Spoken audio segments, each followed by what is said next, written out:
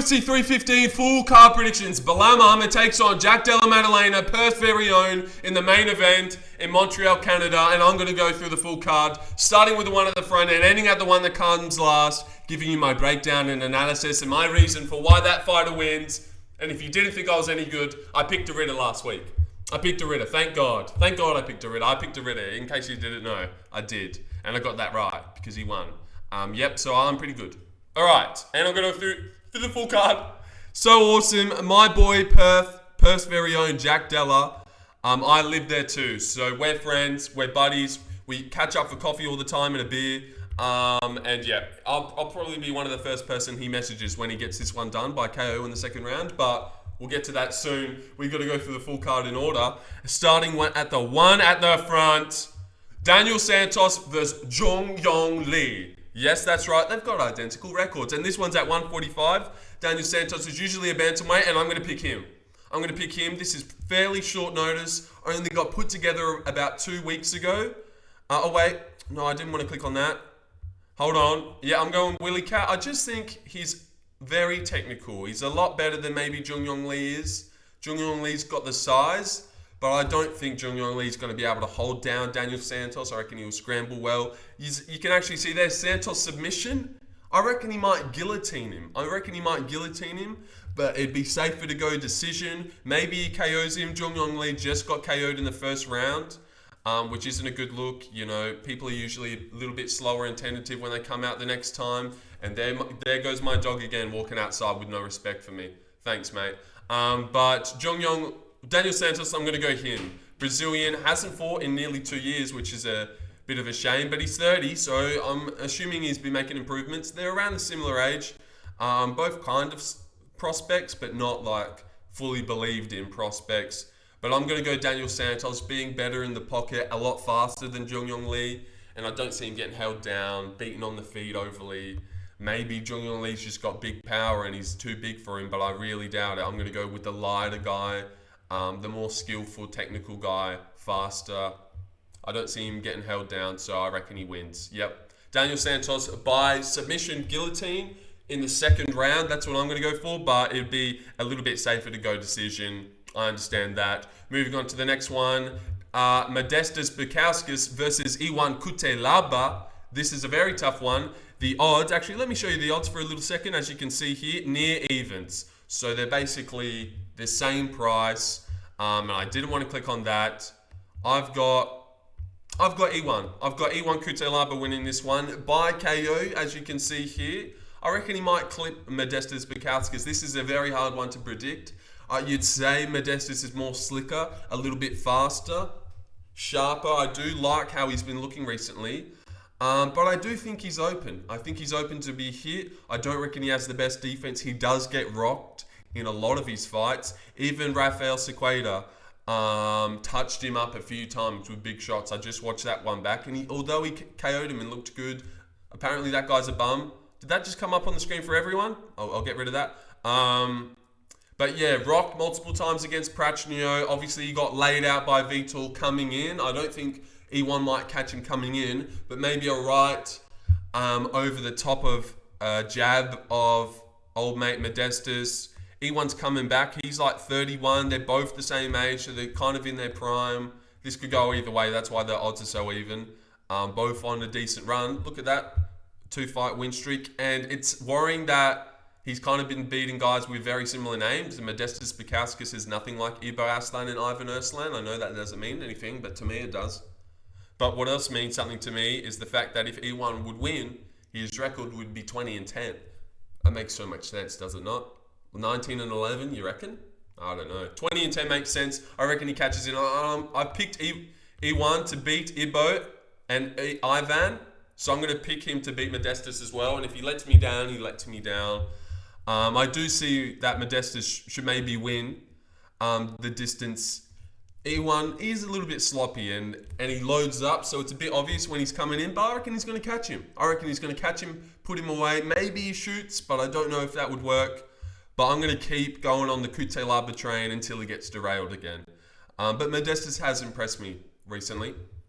All right, I'm going E1 Cutelaba by KO, and maybe by KO in the first round, but maybe second. I can see these guys getting into a brawl. Modestas and Rafael Sequeira kind of did a little bit, and Cutelaba and Erslan did as well. So I could see this getting a little bit wild in the first round, them really swinging for it, and Cutelaba getting it done. All right, moving on to Navajo Stirling versus Aimann Erslan. Aimann Erslan, there he is. But Cutelaba's lower on the card, even though he just beat him. I feel like that doesn't make a lot of sense. But I'm going to go Navajo Stirling. It says here by KO, but I don't really believe in it too much. God, he was patient against Bukauskas, and it let me down. But it was his debut. He's only had 6 fights. He went the full 15. It'll be better for his career, but slaughter him, please. Fairly active guy as well. Gets in there quite often. God, he does. Wow, he really does, doesn't he? And this guy's making a turnaround pretty quick. Split against E1. Jesus. Just lost a little bit of faith in my Cutelaba pick. 27, this guy's a prospect. A lot of belief in him. He's really technical. CKB guy. Doesn't really go for the kill too much. But I am going to pick him to get the KO in this one. Maybe Aimann Erslan. I feel like I could see him going forward and getting caught coming in. Please get the KO. I don't think he'll be in the first round though.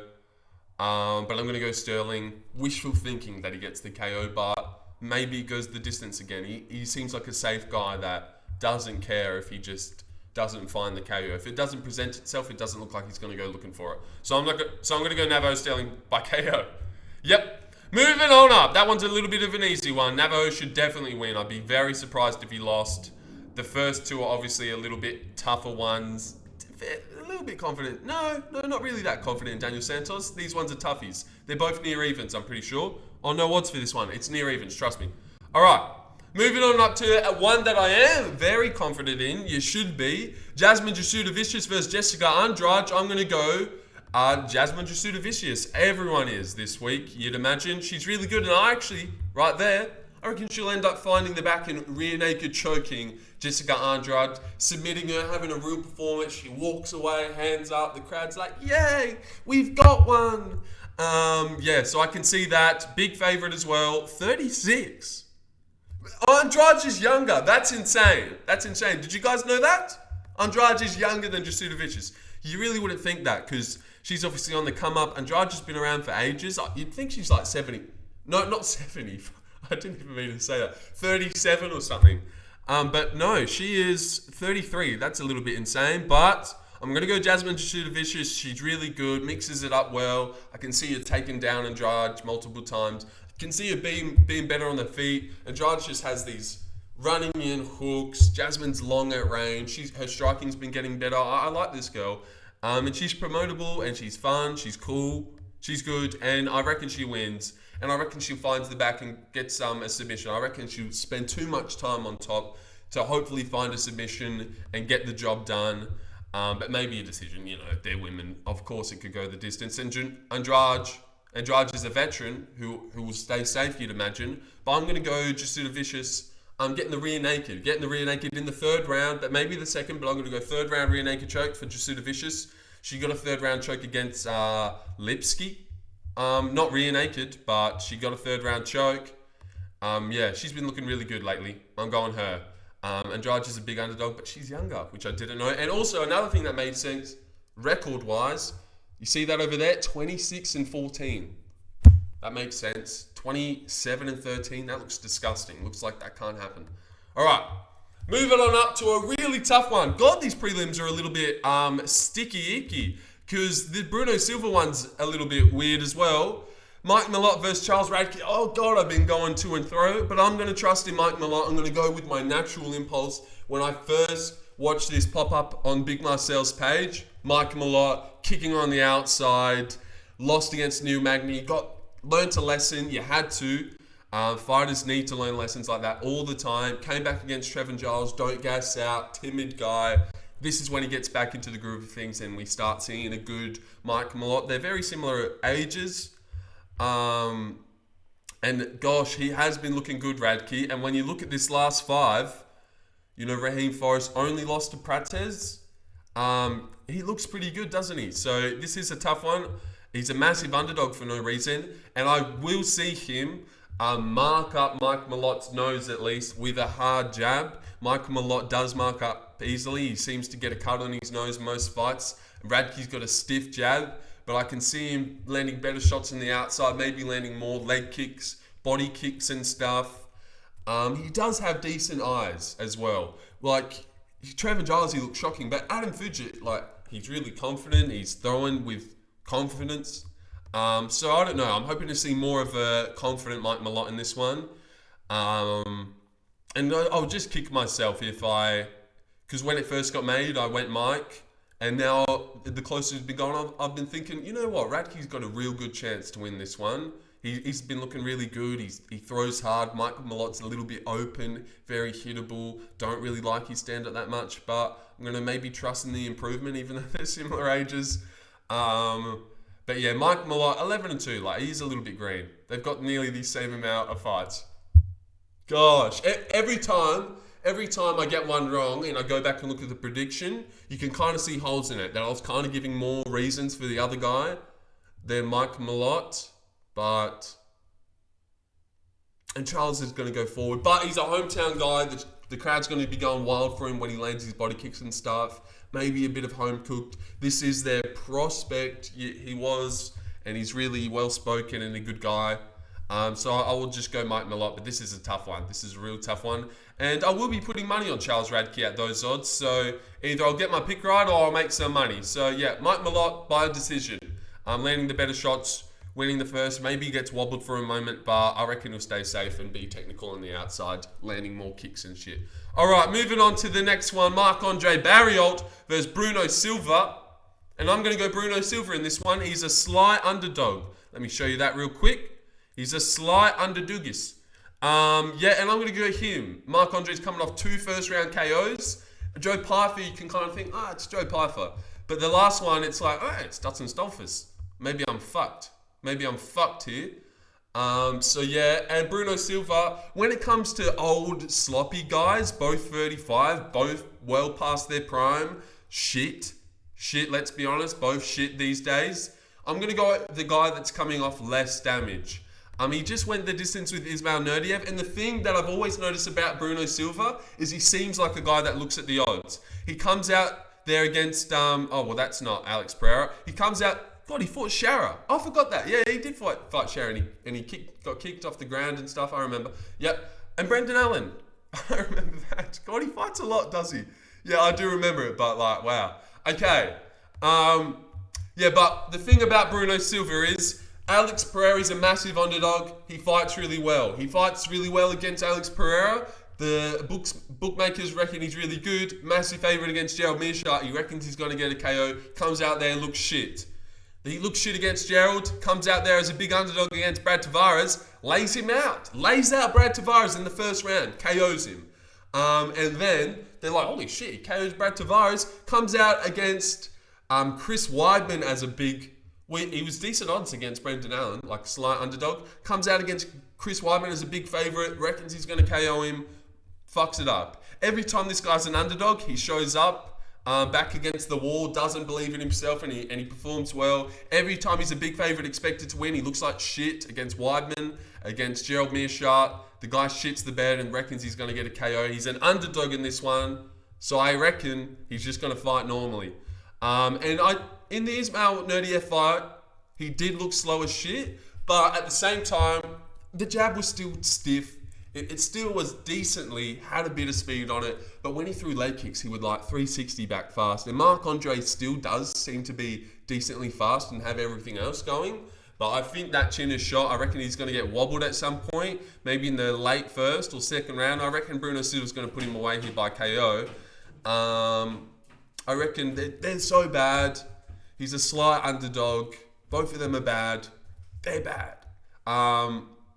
So I'm going to go with Bruno Silva, who's not coming off a brutal KO. 2 brutal first-round KOs where he got his light switched out twice.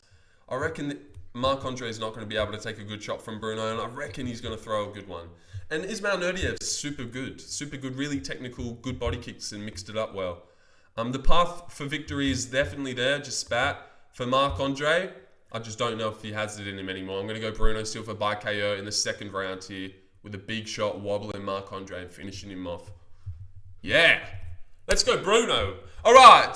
Headliner of the prelims. Oh my gosh. These fucking prelims, man. They suck. They absolutely suck. Brad Katona versus Bekzat Almakhan. Wait, let me show the oddsies first. Slight underdog. I'm going Brad Katona.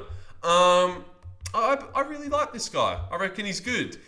Gene Silva and Gene Matsumoto. Sorry. Gene Silva, how did he get there? Gene Matsumoto, that fight was awesome. And it was really technical and it was really good. It was a war. And it's weird because I've heard Guru predict Matsumoto's front fight and use this fight as being boring. And I don't know. Just the way he talked about it, it's like he didn't watch it. And then I heard Artem MMA analysis talk about Brad Katona this week as a really boring fighter who's just going to do what he needs to do to win. And it's not going to be exciting. And it's just like, did everyone forget what just happened in the Gene Matsumoto fight? Like, they went to war. They tried to take each other's head off. It was awesome. It was an awesome fight. And he looked great. I reckon he got robbed. I reckon he beat Gene Matsumoto. He looked great. And I love Gene Matsumoto. Beat Jesse Butler, who's really tall. It's a different style matchup with Bekzat Almakhan, who's a can. That was there, though. Landed a big shot against Umar, and that was it. Short notice debut as well. People always perform in their short notice debut and then look shit. I don't reckon this guy's good. I don't reckon he can grapple with Brad Katona. I reckon Brad will land way more and throw way more. Brad's got a granite chin as well. Good step in elbows and combos. God, he looked good in his last one. And someone who's a similar stature as him, I don't know what Bekzat's really going to be able to do to beat Brad Katona. Maybe have to fluke KO him. But people that beat Brad Katona are really good. Gene Matsumoto, Merab Dvalishvili, Garrett Armfield somehow. But Garrett Armfield sort of nearly beat Serhi City. I didn't think he did. But Serhi City is decent. He's the prospect of the night in the Weasel's eyes. So yeah, I'm going to go Brad Katona. I believe in him. 33. He's really good. How old is Bekzat Almakhan? Maybe 28, 29? 27. All right, so he's young, but I just don't think he's good enough. And why is he even... Oh, he went on a streak. He went on a streak of finishing people. You're not finishing Brad Katona. Brad wins decision. Let's go, Brad. All right, moving up to the main card. Now, as you can see, we've only got 4 there. And I'm not sure where this fight's going to get slotted in. Tapology haven't updated it yet. But if you just heard today, Benoit St. Denis has got a matchup. It's not Rebecca. It's not Gamrot. It's not anyone fucking awesome. It's Kyle. Who is that? It's Kyle, guys. Kyle Prepolec. No, Prepolec. My laptop's been making noise, but I'm hoping because the mic's plugged into the laptop, you guys can't hear that shit. Because that'd be unfortunate. Yeah, but Benoit St. Denis is versing Kyle. Kyle Prepolec. He is from Canada. So a hometown guy, 18-8. And I've never seen him fight in my life. Never heard of him until today, this morning. But going off his Tapology, he looks like shit. He looks like a shit-ass bum. You go down here. Lost to Austin Hubbard. He was in the UFC. He had a stint before. Lost to Nordine Taleb, who got KO'd by Strickland and shit. Austin Hubbard obviously sucks as well. And then since he's left the UFC, it seems like he's gone 4-2. No, 4-1 maybe. But look at the guys he's versing, goddammit. 25-29. 11-6. Losing to Shane Campbell. Who the fuck is Shane Campbell? Got no idea. Marco Antonio Elpido. Josh Henry. Jesus. Benoit should body kick the fuck out of this guy and crumple him and TKO him, you'd hope. Short notice debut though, well, not debut, but short notice call up, so weird shit could happen. Kill shot. Not quite one shot Ruffy, but kill shot Prepolec. Jesus. Oh, but I'm going to go Benoit St. Denis in this one. Getting a TKO in the second round. Body kicking in, better on the ground, better on the feet. Never seen Kyle fight, so who actually knows if he's better? But going off the Tapology, please, you'd have to imagine. And something that maybe you forget about Benoit, or you don't realise, but he is still young. He'd be less than 30. He'd be 29. God of War. God, I like that nickname. God of War, 29. Oh, good. God, I'm really good. And he's fighting Moicano and Dustin. Kyle's fighting Josh Henry and whoever that other fucking guy was with a 29 record. So yeah, I'm going Benoit St. Denis by TKO. Surely. All right, and moving on to the next one on the main card, Jose Aldo versus Aimann Zahabi. I'm going to go Aimann Zahabi. To beat Jose Aldo. He's a slight underdog, decent underdog as well. When this one got made, my brain went Aimann. I'm going to stick with Aimann. I think he's decently big frame-wise, and he's on a run at the moment. He's on a run, 5 in a row. This is the best he's looked in his career. All the momentum. He's going to have a good game plan for this one. I don't see any really holding against the fence, but maybe it's there. Aldo doesn't seem to do much when you do hold him against the fence. Lol, come at me. No. But Pedro Munoz, he beat him up, marked up his face. The guy's got good power in his shots. Javid Basharat, he handed him his O as well. And I reckon he's really confident. This is the most confident you're going to see. You might have seen a Vince Morales loss down there, which looks disgusting. But I don't know. Jose Aldo's really good. But I reckon Aimann Zahabi's going to land more, beat him at range, maybe land hard shots and gain his respect. I can even see him wobbling, potentially KOing, but I won't say that. I can see him 1-2 down the pipe. Jose Aldo is going to be throwing a lot of tight hooks to the body. Aimann's going to be on his bike, backing up, I think. And wow, straight shots down the pipe, earn Aldo's respect. Hometown crowd going to be giving him a pop, you'd think, even though Aldo's a legend, so maybe not. I'm sure they'll go, ooh, when Aldo rips to the body. But surely Aimann doesn't stand there and let him rip to the body. Not that you can really have a choice sometimes. Aldo's really good. But yeah, I don't know. I'm not going to pick him. Wow, look at that, 14%. 38, they're both really old, but this guy's on a run. He's been super active in the UFC, decently active. And Aldo's been losing. Oh, wow. Forgot about that. But yeah, and Aldo, I don't know. I just don't know if he has the grit. He's going to have to KO Aimann Zahabi. Well, not really. I have to. He could probably definitely win a decision. But yeah, I'm going to go Aimann Zahabi here. I like him. I like what he's been doing recently. More hard shots at range, lands more, and maybe better. Yep, and there's a chance we get a dull Aldo performance where he's just bouncing around, not doing a lot. And the Morale fight, we wanted him to go. Mario Batista, you want him to go. You always want him, come on Aldo, leg kick, go for it, KO him. And he's just like, sometimes he lets you down a little bit. And I'm going to go Aimann Zahabi, who I know is going to come out here with a smart game plan, who's going to really try hard. This is his moment. This is his run. This is his run to get the belt. Aldo's just like, yeah, I'll have a couple more UFC fights, get some money. All right, moving on to hopefully not the featured fight, but I don't know what else they would do. Maybe this one, but you can't have 2 girl fights in a row, please. Alexa Grasso versus Natalia Silva. I'm going to go Natalia Silva this one. I feel like a lot of people are picking her this week. She's really good. She's special. Oh, well, never mind. Hold the phone. Yeah, I'm going to go Natalia Silva by decision. Really good. Way better on the feet than Alexa Grasso. Snappy kicks. Great footwork on the outside. And I don't think Alexa has what it takes to beat her. You're going to need constant pressure. Can't leave Natalia Silva's face. Peppering her back. Pushing her back with your boxing. And I can see her getting caught in the headlights. Like watching Natalia go on the outside and do what she does. And being down on the numbers and letting it slip away and not really going forward. I don't see Natalia getting caught by big punches and stuff. I really think this girl's really good and will challenge for a belt one day.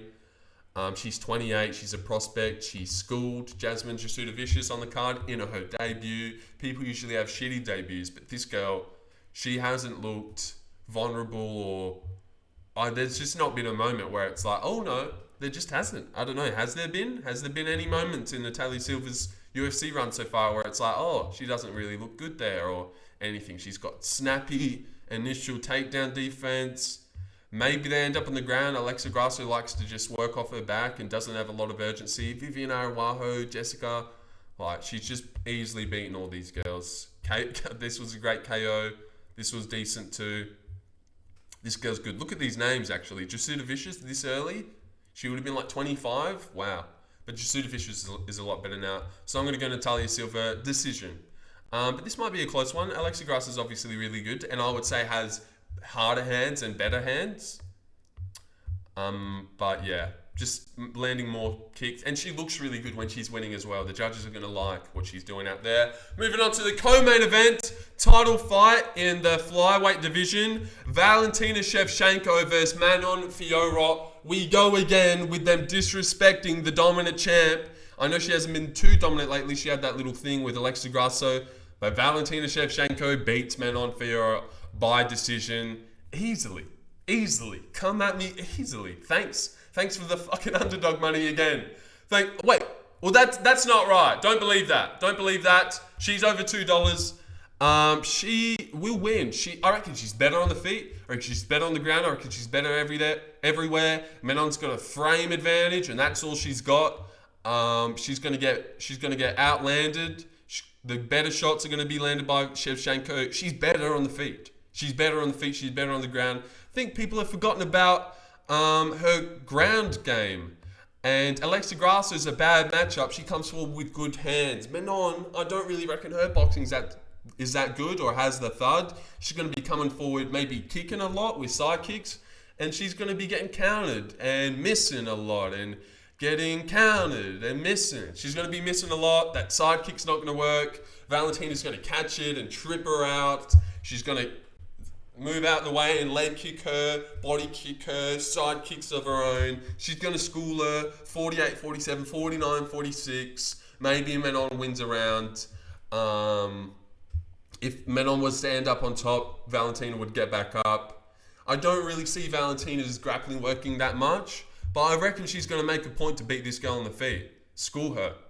Manon's been talking shit. She's about to get shut the fuck up. And I really like Manon, and I followed her all the way here. As soon as this girl made her debut, you could see she was better than these other girls. It was clear that she was always going to get to the top, I think. The debut, she killed this girl, and then she killed Tabitha Ricci. She's looked good every step of the way, but she's not Valentina level. Close fight with Rose. Valentina schools Rose as well. Valentina is the best flyweight in the world. And she's going to prove it again. She's better in all areas. And they're not even that far off in age. Yeah. Valentina's the pick, and I'm very confident she wins. I'm getting Tatiana Suarez, Zhang Weili vibes, deja vu. And I really believe we're going to see Zhang Weili versus Valentina Shevchenko towards the end of the year. 319, UFC, 320, Guadalajara. Super fight. Manon gets set packing this week. Thanks for the underdog money again. Alright. Moving on to the main event of the evening. Belal takes on Jack Della Maddalena. Perth's very own. I was going to say something about Perth and how we're brothers, but I was like, Jack Della, he's a moderate underdog. He's a big underdog this week. He gets it done. It's a bit annoying that he seems to be a common pick this week. Kunith, Lucas Tracy, MMA Guru, Artem MMA. Everyone's picking Jack. I thought I was going to be alone. I wanted to be alone. Why does everyone have to like him so much? I suppose he is super lovable and just a great guy all around.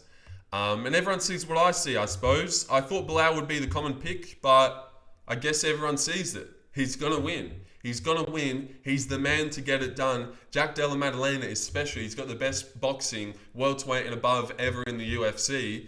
It's like Ilya, and then it's him, basically, when it comes to hands. This guy is elite as it comes. 17 up, 17 in a row, apart from the two at the start.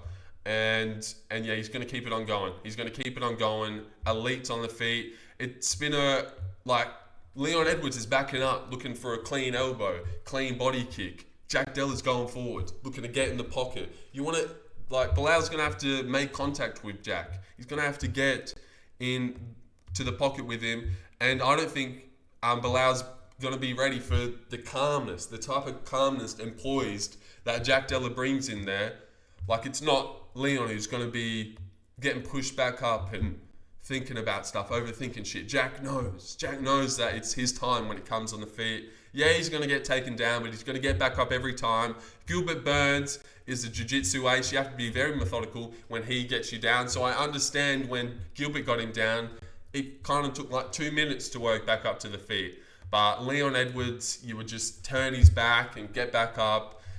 Belal doesn't jump on on the back instantly. Vicente Luque gets back up over and over.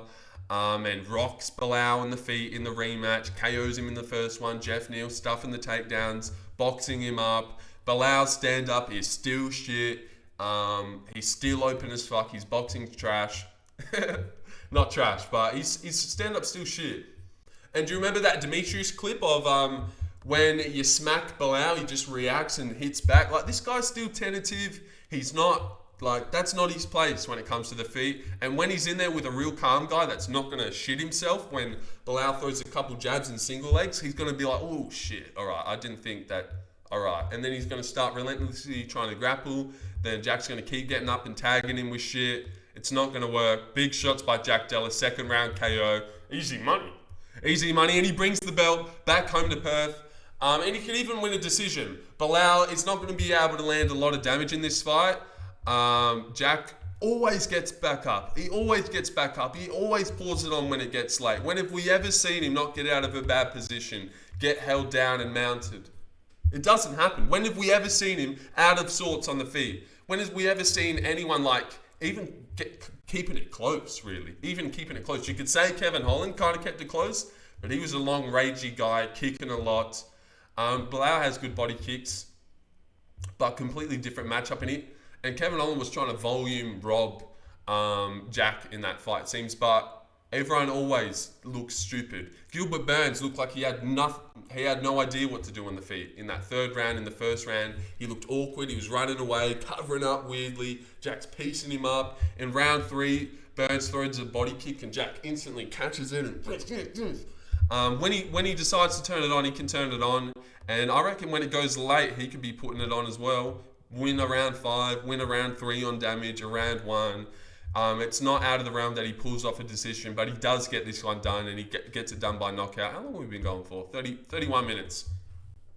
Yeah, I'll be making an individual prediction about Jack Della knocking Belal out in the second round, and that's going to go viral, and it's going to get super right. I'm going to get that spot on. So I won't give all my good reasons, because I've got heaps of reasons of why Jack wins in the second round by knockout. But I won't give them all away. You'll have to stay tuned for my individual prediction, Jack Della by KO in the second round at UFC 315. That will be dropping later this week. But yeah, that's it. Full card predictors by Lorenzo Predictors. I'll quick little recap and then I'll head off. At the start, we've got Daniel Santos by guillotine in the second round, but I'm kind of feeling a decision. Yeong Cutelaba by KO in the first round. Navajo Stirling gets himself a KO in the second round. That's wishful thinking. I don't really believe in it. You know what? Cut the shit. Let's just do what we believe in. Daniel Santos by decision. Oh, no. If he guillotines him, I'll kill myself. All right, Daniel. Can you say that word that I just said? Oh, Daniel Santos by guillotine in the second round. Yeong Cutelaba gets a KO. Navajo Stirling gets a decision. Gets a KO in the second round. Oh, jeez. Jasmine Jasudavicius rear naked choke in the third round. Great card so far. Malott gets a boring decision. Where the crowd doesn't boo because he's in his hometown, but it would in any other place. Bruno Silva gets a KO in the second round. Katona gets a decision win. 29-28, maybe gets wobbled, but no. Granite chin. Aimann Zahabi gets a clear decision win. 29-28, maybe people cry about it again. Natalia Silva, 30-27. Valentina Shevchenko, 49-46. Jack Della, second round KO. Brings the belt back home to Perth, where I live. We're friends, we're boys. Shout out to Josh Della, his brother. Shout out to Benny Vickers, the main coach. We're all friends. We'll probably catch up for a beer after this. And shout out to my mum too. And shout out to Jack Della, most importantly. We've been waiting for this ever since he got into the UFC. We've been looking at this guy as the one who will carry the torch for Perth. And he will hold the belt. When Steve Erslan got that short notice call up, I was like, this is a little bit weird. Because I believe in Steve Erslan and I think he's going to win. But it's written in the stars that Jack is going to be the one that brings the belt home. So although I believed in Steve, when he got that decision against him, I was like, makes sense, because you weren't the guy that brings home the belt to Perth, Western Australia. It's Jack Della Maddalena. It's Jack Della Maddalena, and it's this weekend. He's 28, and he is the future, and he's the best boxer in the UFC, bar one guy, but who knows? Yep, Jack Della, and new. Thank you, Perth's very own. He's from Perth. Did you know that? He's from Perth. All right. See you guys. Wait, I'll let it get to 35 minutes. 35 because UFC 315, 35. Yeah. 3 take 5 is round 2. There's two title fights on this card. 2 times 3 is 6. 6 times. All right, see you guys. Wait. 35 minutes.